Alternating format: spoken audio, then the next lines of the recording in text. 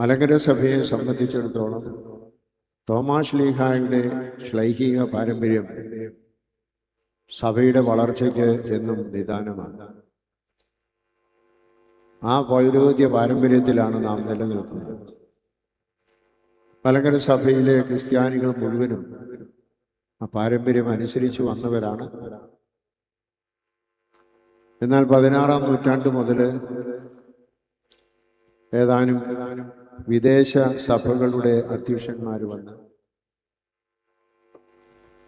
ക്രിസ്ത്യാനികളല്ലാത്തവരെ ക്രിസ്ത്യാനികളാക്കാനുള്ള ശ്രമത്തിന് പകരം ക്രിസ്ത്യാനികളായിരുന്നവരെ തങ്ങളുടെ അധികാരത്തിന് കീഴിൽ കൊണ്ടുവരുന്നത് എങ്ങനെയെന്ന് ചിന്തിച്ചതിൻ്റെ ഫലമായിട്ടാണ് 15-ാം നൂറ്റാണ്ടിലും തുടർന്നുള്ള നൂറ്റാണ്ടുകളിലും മലങ്കര സഭയിലെ മാർത്തോമൻ ശ്ലൈഹിക പാരമ്പര്യത്തിലുള്ള ആളുകളെ വിവിധ സഭാവിഭാഗങ്ങളായി മാറുവാനിടയായി.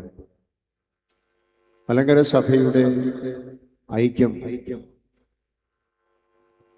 പരിശുദ്ധ മാർത്തോമാ ശ്ലീഹായുടെ പാരമ്പര്യത്തിൽ മലങ്കര നസ്രാണികൾ എല്ലാവരും ഒരുമിച്ച് ചേരുന്ന സന്ദർഭത്തിലാണ് അത് ഉണ്ടാവുന്നത്. അതിനായി നമുക്ക് പ്രാർത്ഥിക്കാം. ദൈവം തമ്പുരാൻ അതിന് ഇടവരുത്തട്ടെ എന്ന് പ്രാർത്ഥിക്കാം.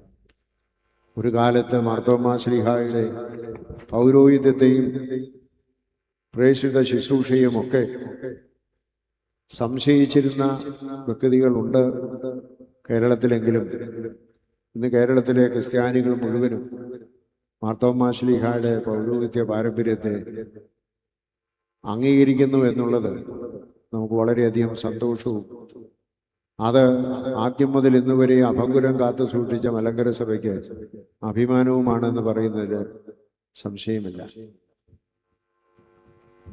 തോമാ ശ്ലീഹായുടെ പാരമ്പര്യത്തിൽ ഒരുമിച്ച് ചേർന്ന് ഒരുമിച്ച് വളരുവാനുള്ളതായ ആഹ്വാനമാണ് നമുക്ക് നൽകുവാനുള്ളത്.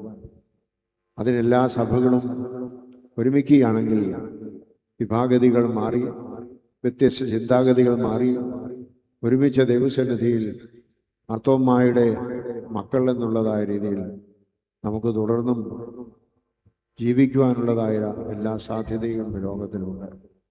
അതിനായിട്ട് നമുക്ക് പ്രാർത്ഥിക്കാം.